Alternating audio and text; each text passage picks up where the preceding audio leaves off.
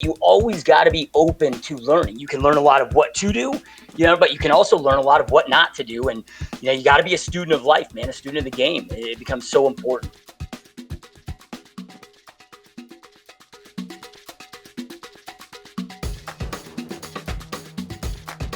Hello, agentpreneurs, and welcome back to the Daily List Report. As you saw in the open, we have a great guest on today. We have Joshua Smith, GSD Mode podcast, top 1% agent worldwide, 30th top realtor in America by the Wall Street Journal.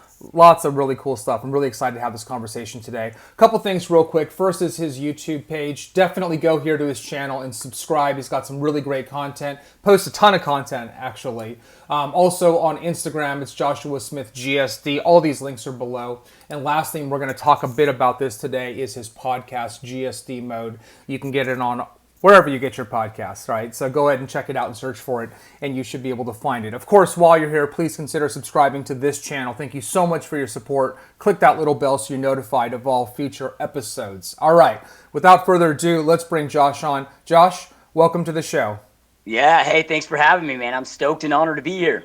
Absolutely. No, thanks for your time, man. I mean, I've been watching a lot of your content. You bring a ton of energy. Obviously fitness is a big part of your life. You're talking about getting shit done, in case nobody knew what GSD meant, right? And so you've got a particular brand and approach. Why don't you just take a moment and introduce yourself? I want all of our agentpreneurs out there to get to know you. Yeah. So as you mentioned, name's Joshua Smith. I'm a real estate agent and a team leader in Phoenix, Arizona. I actually just on this past Sunday, so April 11th, marked my 16-year anniversary in this business, which is awesome. Been a wild ride, man. Part of it feels like it's been every bit of 16 years, and part of it feels like it just flew by so fast. But dude, as you mentioned, man, I health and fitness background. I grew up in the gym business. My dad owned and operated gyms for 30 years, and honestly, that's what I thought I was going to do with my life. I got into real estate really as just a stepping stone. Wanted to make my life better. I was sick and tired of some things in my life. But I always thought owning health clubs was going to be the long game solution for me. Yeah. Mixing a passion with opportunity and so forth. And, but in order to raise the capital to start, get all that started, dude, 23-year-old kid, college dropout, $1,000 to my name. I couldn't get an $800,000 loan to start a facility. So I was like, all right, man, like everybody I knew at that time, or at least my perception of it at that time, this was 2005, was killing it in real estate. Perception isn't reality, as we all know. To outsiders, it can look like realtors are killing it. But anyway, man, I jumped in 2005, hit the ground running hard, dude, did 48 deals my first year. 2005, man, there was no smartphones, there was no DocuSign, there was no, we weren't even releasing scanners, dude. So, it took twice as long to really do a deal. So at the end of that year with 48 deals, I wanted to double my business the next year, but I was already working like 5 a.m., 4 a.m. to midnight, pulling all nighters here and there. And I was like, okay, I cannot squeeze in more hours. So what else? What's the solution to double my business? Well, luckily, being in the health club industry, man, I had a lot of experience and being able to observe my father starting gyms and whatever, of building out sales teams and so forth. Because also back then, dude, teams weren't what they are today. And there was YouTube. There was no, way to really go out there and learn and study this stuff. So luckily, I had that background where I had an idea of how to build this out. So I knew, okay, hey, I need to hire an assistant first. And that's where the team really started to expand and move. And it's just been a fun journey ever since, man. That's amazing. That's amazing. And it's led to, yep. So I'll shut up there. No, you're good. You're good, Josh. But you said something that I think is really interesting, right? What you said was that when you started your career, you wanted to turn sort of your passion into your profession or your avocation into your vocation, right? But you hit some walls. But look, I'm an outsider, right? We just met. But it seems like you were able to still take sort of the essence of what you were passionate about in that brand and apply it to real estate. So in some ways, it still feels like you're doing that. Does that make sense? Yeah, 100%, dude. I think that this is really important, man. I'm glad that you brought this up. I didn't... my plan wasn't to stay in real estate when I first got in real estate. My plan was to make this a stepping stone, but very quickly, man, I always say that real estate became my obsession, and health and fitness remained a passion. So, and I actually have businesses in both spaces now. I have a supplement company and we do some stuff in the health and fitness space, but real estate is, exceeded the love by far that I have for health and fitness, even though that's still a huge passion. So again, it just pivoted where this became my obsession. And yeah, I mean, for me, man, life's too short, dude, to not do something that we love, man. And look, that doesn't mean that I don't have hard days. Like, I'm going through a bunch of shit right now where it's, with the business and, whatever that, like, you have headaches that come on and go. So when I say, something that's your obsession, that you love, that you're passionate about, that doesn't mean that it doesn't come without its challenges. Of course, you're going to have those challenges when you're looking to always grow and expand. It happens to anybody that's, in expansion mode and so forth. But dude, like, at the end of the day, man, we got one shot at this life. And for me, I don't care about money where I would sacrifice, overall fulfillment. That to me means so much more than the money. However, I have found if you're able to combine those two, where that passion is, or obsession, or where that love is, and you're able to combine it where there is opportunity, then boom, you end up being so much more successful anyways. Absolutely.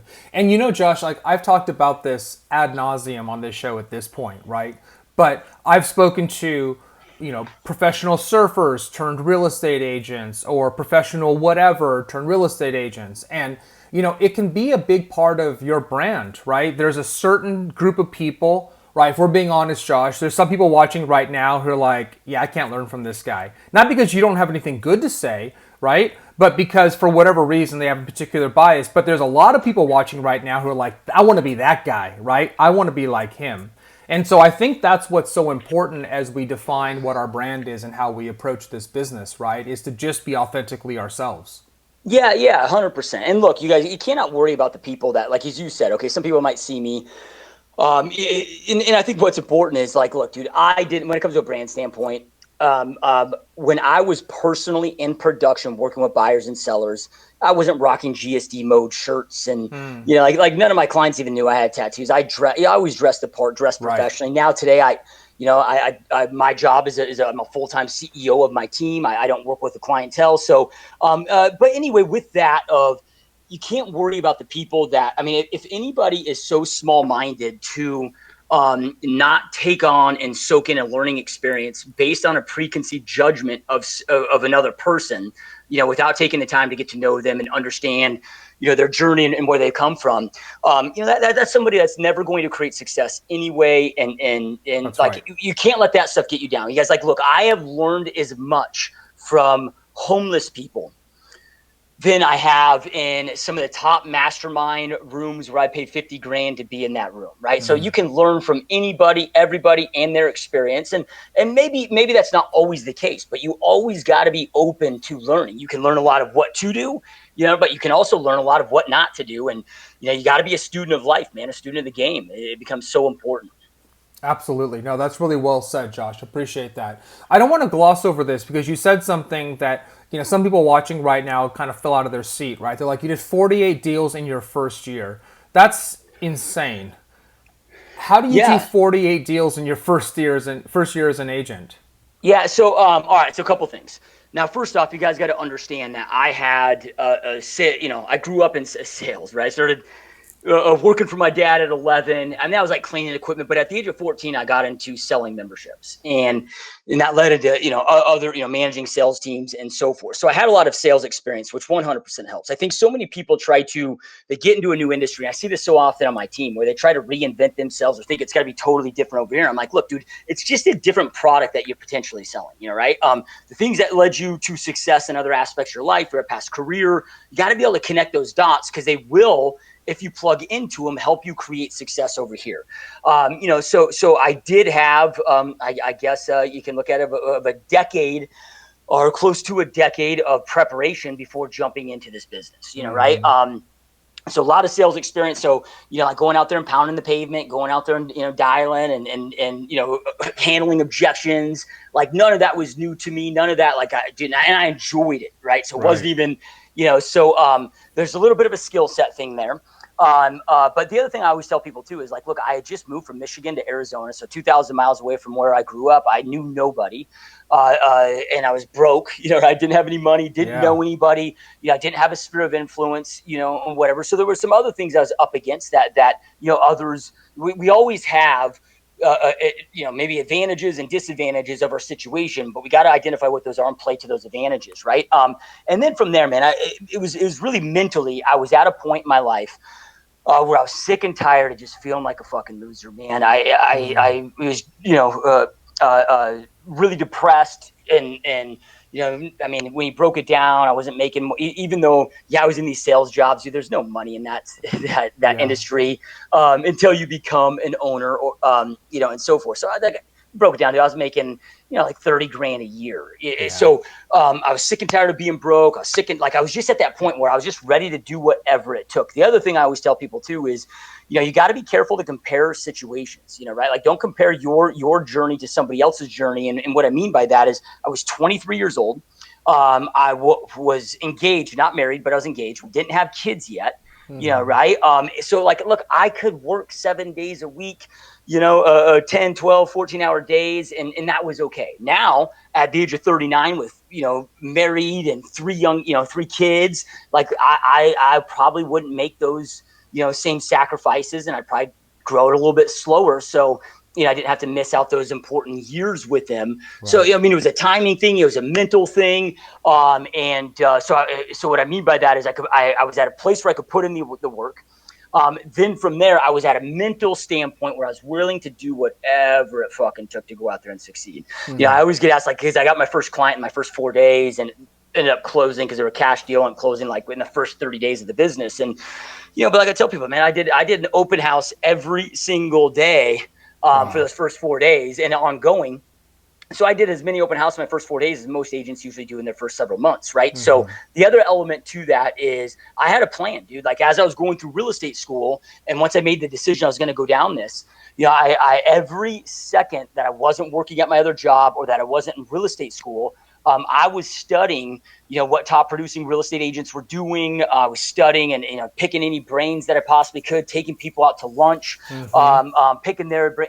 I wanted to make sure from day one when I got my license that I had a plan, because I also knew that I was jumping in this business full time. I was going to have, no income coming in. I didn't have a lot of money in the bank. So I knew also too, I had credit card advances that would float me for about maybe 60 days max. So it's all right, if I didn't start popping deals in my first 60 days, this journey was going to really end before it began, right. So I wanted to make sure that I was prepared to hit that ground running. And, so dude, I had a plan, I was mentally ready and went out there and took massive freaking action. That's awesome. I love that. Massive action, right? Maybe you're a student of Tony Robbins or whoever, but it's all about massive action. You just jumped in it. And the other thing you said there was, man, the clock was ticking, so you had that extra pressure, which for a lot of people, it's not ideal, but man, does it help? Yeah, dude. I don't it's not necessarily the most responsible way. But for me, it's been the best way. And the times where I've experienced the biggest leap year growth, or growth, years or whatever, however you want to put that, has been when my back's against the wall and you're riding that line. And most that I know are that same way. It's amazing what people are capable of if you remove the choice.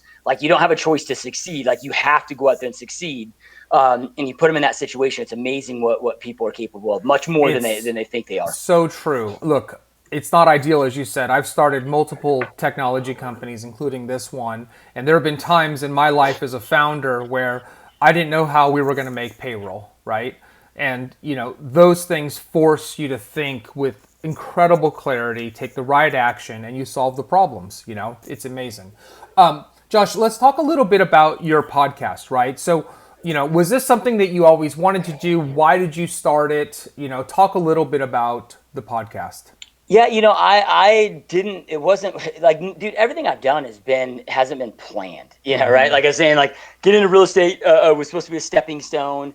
and the podcast and all the other businesses that this has led to, weren't in my initial plans. They just opportunities just led to them. And, I hit a certain point in my career, within the first few years or so, where I was starting to be asked to be on a lot of podcasts. And I was starting to be asked to speak on a lot of stages and so forth. And, I mean, there's a couple things to it. So number one, being interviewed on all of these podcasts. And at that time, it's changed now. I mean, this was a lot of years ago. I mean, I started my podcast 6 years ago. So, and this was a thought in my head a year before I even started. So we're talking 7, 8 years ago when these thoughts initially started. So the podcasting game's really leveled up. But at that time, I'm like, dude, I mean, there was a few big names in the podcasting world, but they weren't like somebody that really knew this industry. And so as I'm being interviewed by them, I'm like, all right, number one, they're asking the wrong questions, right? Like we're not having the right conversations that can really impact, the listeners.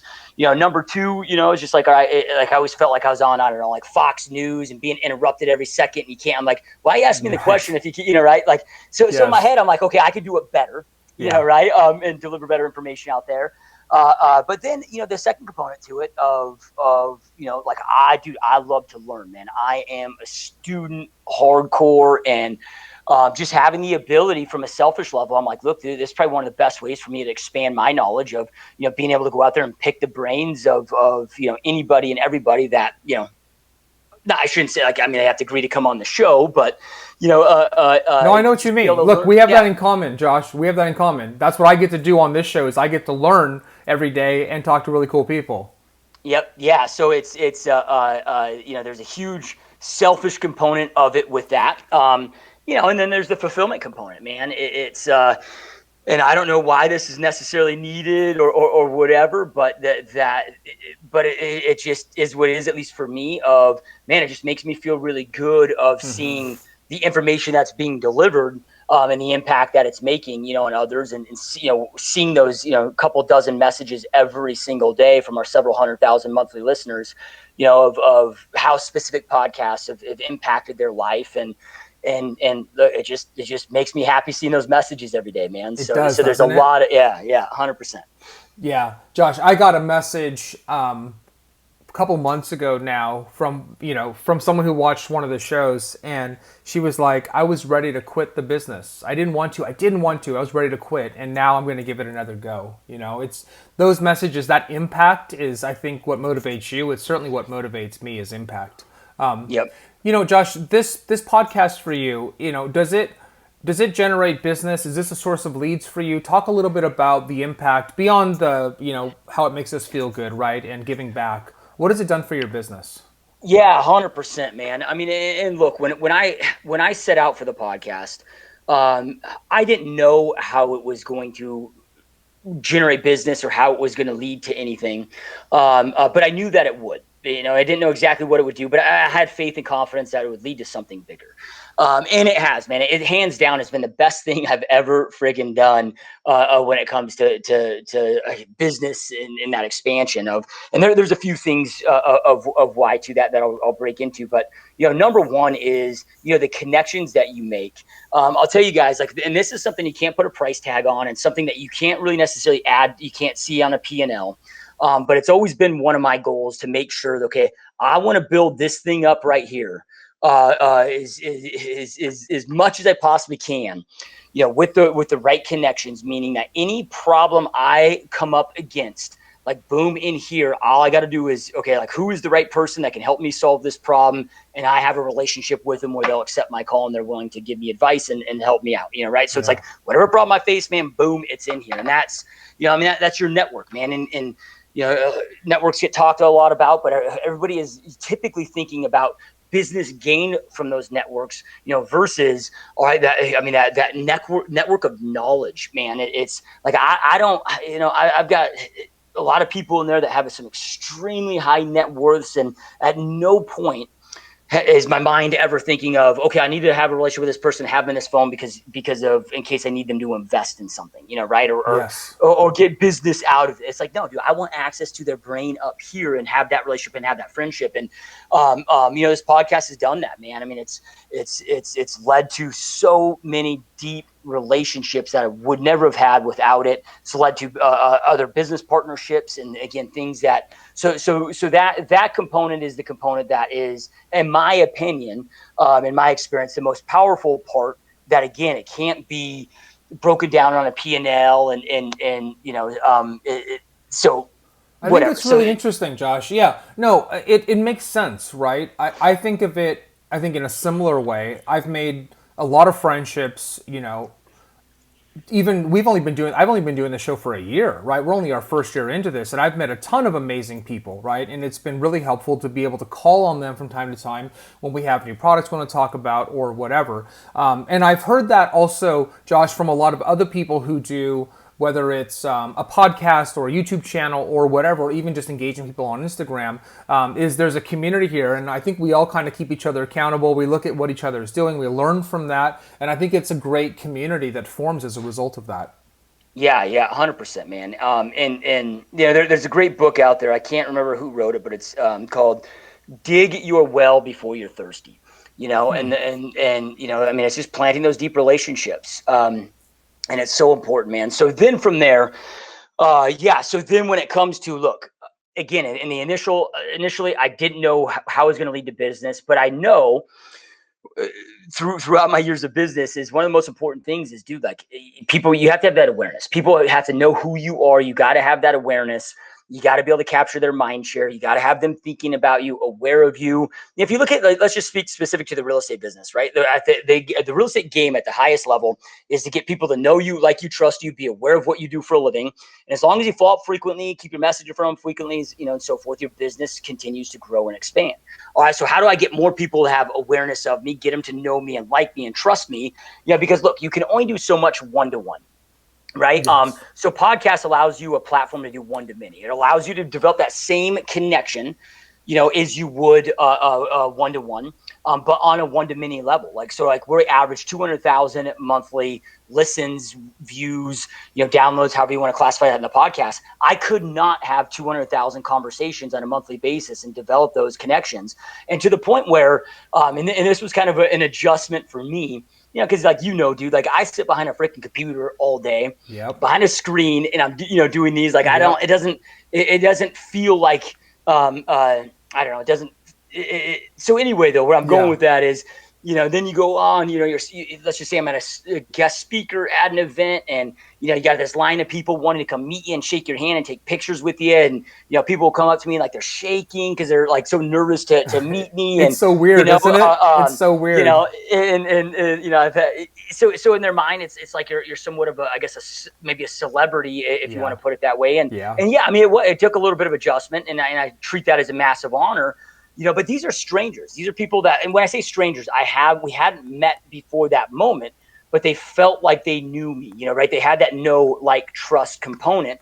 And you're able to develop that connection and that awareness, through platforms like this. And we all have it, right? Like if any of us sit there and think about, the influencers out there that we don't know, that we've never met, but we feel like we know them. We're fans of theirs, and their content or whatever is impacted our life. And whether that means, it's just somebody that's funny, that gives us a mental break from life and business and allows us just to relax our minds, and, like a comedian or something that's having an impact on our life. It allows us a temporary escape. Maybe it is something more like our podcast where it's more business related information that we can implement, right?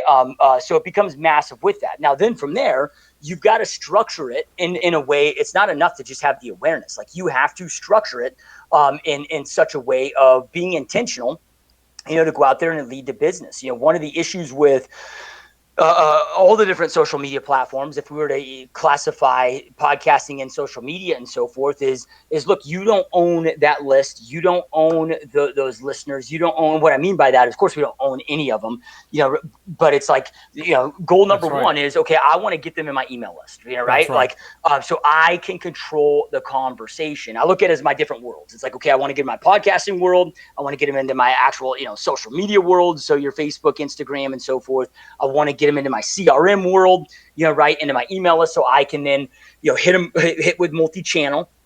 follow-ups and delivering great content and so forth, through that, and continue the conversation, multi-channel efforts, but the reality is, dude, like YouTube may go away, Facebook may go away. I've been doing this long enough where, we've seen so many disruptions and with certain things and like nothing is guaranteed. So, I'm never going to be one that will ever rely on one platform. And I see so many agents doing this right now because YouTube is, probably the best space for agents to really explode their business at levels that I've never seen before. Yeah.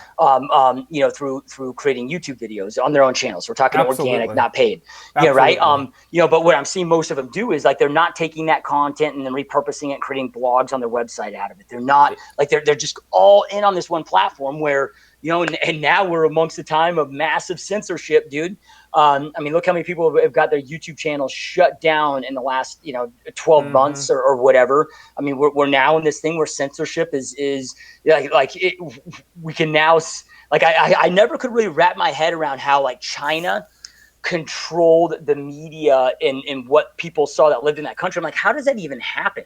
Right. Well, especially with the internet. And now we're seeing it firsthand because now it's happening, it's happening here in our own country, where it's being controlled, what we can see, what we can watch. And for whatever reason, perception is being controlled. Josh, let me make one point real quick. I want to step back to one thing just real quick because I want to make sure people understand this point. When you're talking about not owning the users, right? We kind of glossed over. I just want to make sure everybody really understands the point you're making. What Josh is talking about is the fact that, and Facebook, I think, is an example of this. You build an audience on Facebook, right? And you've got, 100,000 followers, right? Or something like that. You don't control who sees that. Not 100,000 people see that content. I want to make sure that I am protecting, my work efforts and so forth, and I am then in control of the relationship, if you will, and the conversation. Meaning, it's just like, okay, when I used to do a ton of direct mail, 50,000 pieces every single month going out. Goal number one, dude, was to always try to get all of those people to opt in instead of just a message with sell your house, sell your house, sell your house. And I had plenty of those going out too.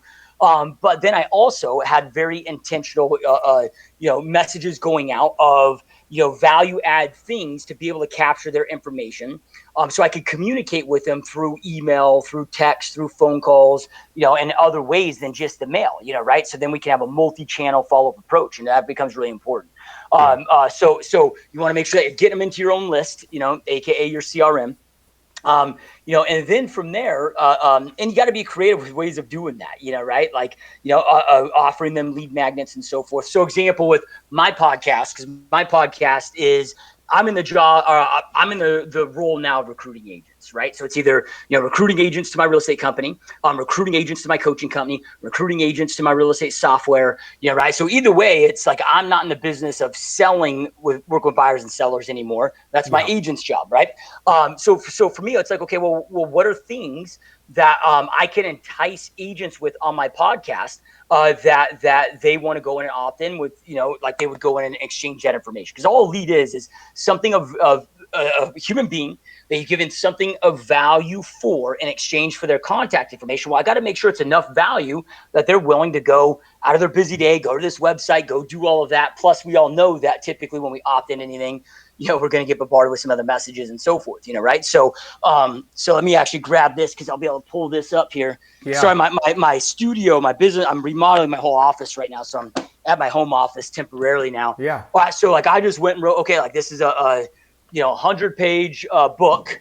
It's 42 chapters. So 42 top tips these are like, okay, my 16-year career and become one of the top realtors on the planet, selling over 6,000 homes.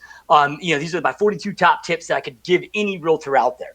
Right. Well, I've got the physical book here, but this is an ebook that I'm able to. So on my podcast, it's hey, if you haven't already, make sure that you go snag your 100% free copy, nothing being sold, just free, great content, hit the name, whatever, go to joshuasmithfreebook.com, snag your copy now, and then we jump into the content. So, but it's just another value add. So, and it's really important in my opinion of like, I'm not going to do selling on the podcast, right? Like, well, if you haven't like on the podcast, dude, like most people probably don't even know that I coach or even how to go get my coaching platforms.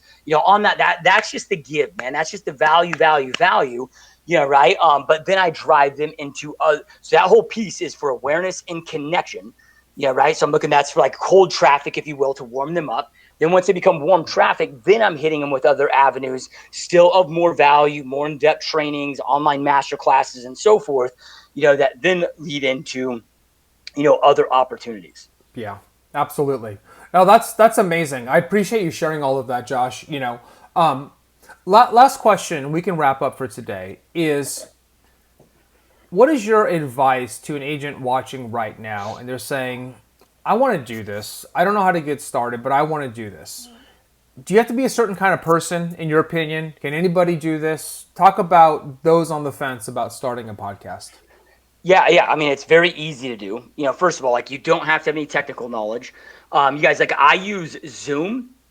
Right now I'm on headphones, like just some, $100 headphones. Yep. I've got my podcast equipment typically is a Blue Yeti microphone that's plugged into my computer.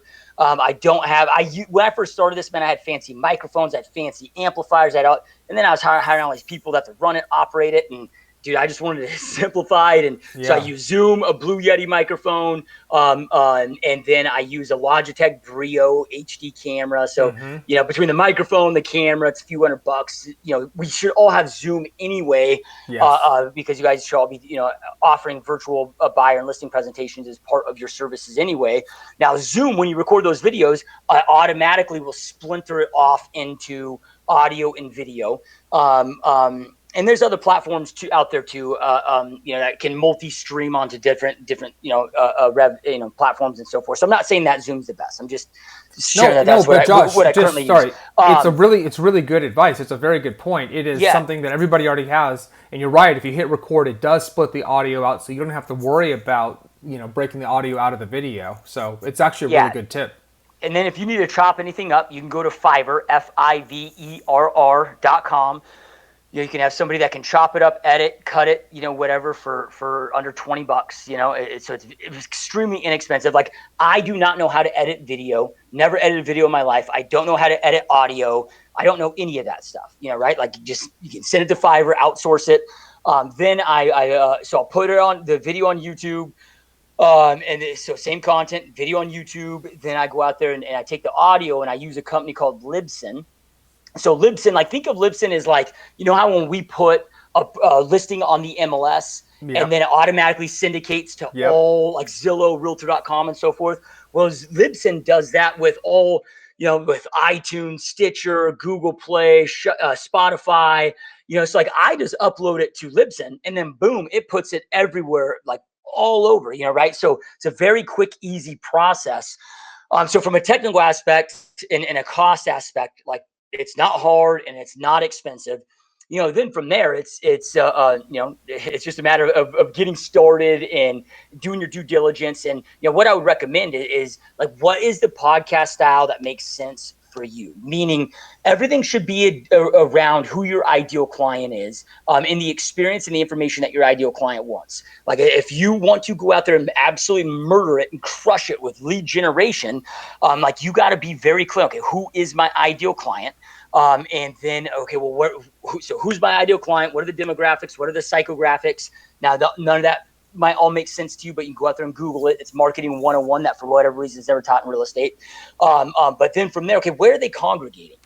Right. Like, so like for me, I don't really focus on YouTube. I put it out there just because, I'm creating the content anyway, but my focus isn't YouTube because my ideal client is on audio. They are on iTunes and Stitcher. That's where my ideal client is, right? And plus my stuff's long form, so it works better there. Now, if I was in real estate, meaning I am in real estate, but meaning if I was using this platform to go out there and grow buyer and seller business, I would have more of an emphasis on YouTube. Now, I would still, because I'm already creating the content anyway, it makes sense to be on all platforms. That's right. And it only takes seconds to do it. Right. But no, you got to know where your ideal client is. So once you know who they are and again, the demographics, psychographics, then you got to know where they're congregating, right. So that then gives you and allows you to put together. Now you know who you're targeting, what your messaging is going to be. You know where to make sure that messaging shows up for them. Right? And you know how you're going to go out there and deliver that.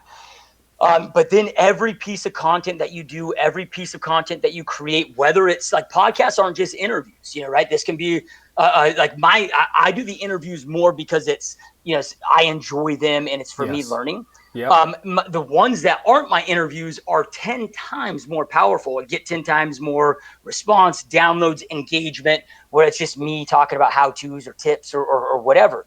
But everything that you do, you need to don't pretend like you're speaking to a group of people. Like pretend when you're creating that content as if you were speaking to that one ideal client, like they're on the other side of that microphone, the other side of the table, and you are having a conversation with them. Yeah. Right. Like you want them to feel like you were on the other side of that. You're speaking directly to them.